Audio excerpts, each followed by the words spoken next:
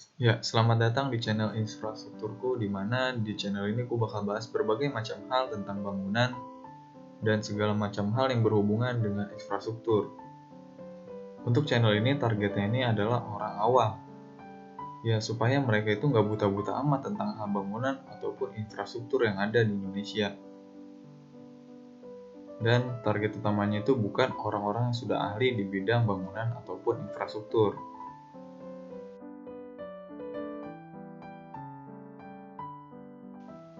Karena di channel ini gue pengen gak ada perhitungan yang rumit yang membuat orang-orang itu males untuk belajar. Di sini gue pengen semua itu santai. Kali ini gue mau bahas tentang sejarah dari jalan. Banyak yang nanya nih, kok bahasnya jalan bang? Ya karena dalam pembuatan jalan itu gak bisa asal-asalan. Dibutuhkan seorang insinyur untuk merencanakan sebuah jalan. Sekarang pertanyaan gue, di zaman dulu itu jalan itu langsung ada aspal atau langsung beton? Ya tentu aja enggak lah, karena jalan itu juga mengalami yang namanya perkembangan dari zaman ke zaman. Karena itu gue buat video sejarah jalan. Jadi awalnya itu manusia punya kebutuhan yang namanya minum, makan, dan lain-lain. Dan kebutuhannya ini bisa dipenuhi jika manusia itu tinggal di dekat yang namanya sungai. Nah, dalam perjalanan ke sungai itu, manusia meninggalkan yang namanya jejak. Tapi lama-kelamaan dalam memenuhi kebutuhan makan, minum, dan lain-lain, manusia itu merasa sulit. Karena itu mereka berpikir untuk membentuk kelompok. Ya, karena mereka berkelompok, jadinya untuk kebutuhan makan, minum, dan lain-lain itu menjadi lebih mudah. Mereka bisa bercocok tanam atau berburu dengan mendapatkan hasil yang lebih banyak. Karena mereka berkelompok, otomatis jalur yang dibuat itu menjadi lebih lebar dan lebih banyak itu jalur-jalur untuk ke arah sungai. Dengan banyaknya jalur-jalur ini, jika ada manusia yang punya kebutuhan makan, minum, dan lain-lain, mereka tinggal ngikutin jalur-jalur yang udah ada. Nah, kalau di Indonesia, karena banyak hutan-hutan Indonesia itu kebanyakan hutan lebat jenisnya, hutan tropis. Jadi susah gitu untuk ngebuat jalan. Ditambah lagi di Indonesia itu banyak yang namanya pegunungan. Jadi bikin tambah males gitu. Karena itu, di zaman dulu untuk jalur transportasi darat itu susah berkembangnya.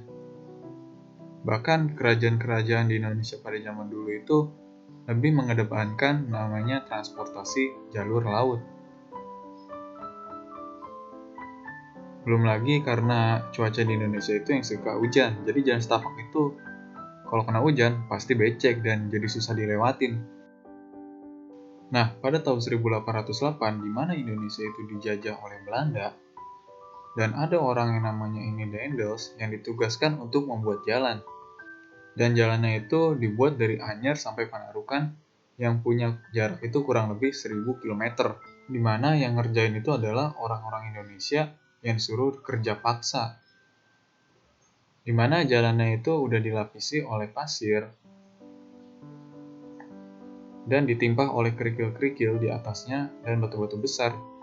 Sehingga jalan itu lebih padat dan lebih kuat gitu untuk menahan beban di atasnya. Ya, jadi pas saat hujan itu jalannya itu ya jadi nggak becek-becek amat lah. Nah, karena kebanyakan jalan di Indonesia itu banyak terdiri dari tanah liat, gimana kalau hujan itu tanahnya ya becek lah. Jadi orang itu lebih susah untuk melewati jalan tersebut. Mulailah orang itu kenal dengan yang namanya perkerasan jalan. Apakah perkerasan jalan itu zaman dulu langsung aspal dan beton? Ya tentu aja enggak lah. Zaman dulu juga ada perkembangannya. Contohnya karena di Indonesia itu banyak dataran tinggi di mana itu untuk naik itu capek, sulit, dan licin gitu. Maka orang zaman itu bakal membentuk yang namanya sebuah tangga yang agak kasar supaya jalan itu lebih mudah. Nah, untuk jalan-jalan yang datar yang terdapat banyak genangan air, nah orang-orang zaman dulu itu lebih memilih untuk meletakkan batu di atas genangan air tersebut. Jadi ya orang itu lebih mudah melewatinya. Kemudian tiba nih, di mana manusia itu mulai menjinakkan hewan ternak untuk alat transportasi. Contohnya kuda, ya anggap aja kuda ini. Di mana di zaman itu, mulai jalan itu banyak diberi perkerasan berupa batu-batu yang cukup rapat, agar kuda itu mudah lewat. Kemudian ada seorang insinyur dari Skotlandia yang bernama Telford yang membuat suatu sistem perkerasan jalan di mana jalan tersebut sudah punya kemiringan.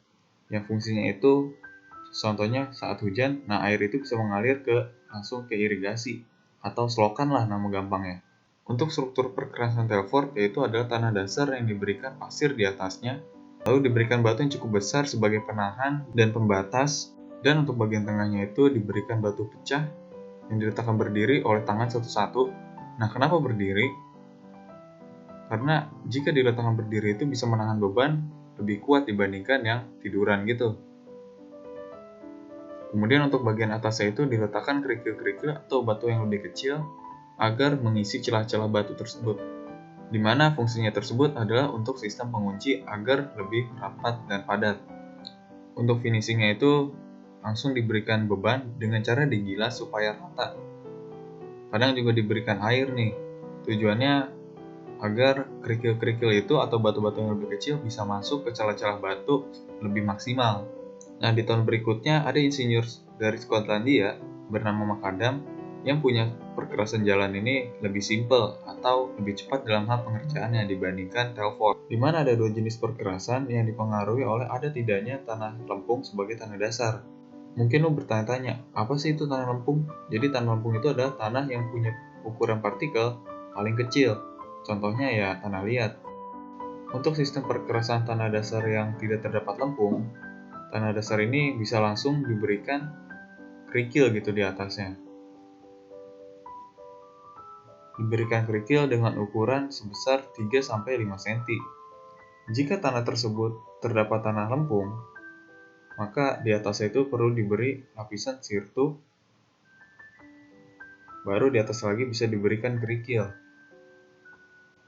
Karena lapisan dasar itu berupa tanah lempung, yang mempunyai partikel paling kecil dan di atas itu berupa sirtu yang punya partikel lebih besar, jadi partikel yang lebih kecil itu bisa naik ke atas permukaannya dan itu membuat jalan itu menjadi rusak gitu.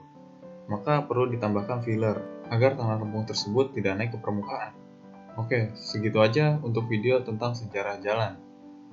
Ya mudah-mudahan lo itu cukup paham dan harusnya udah oke lah ya.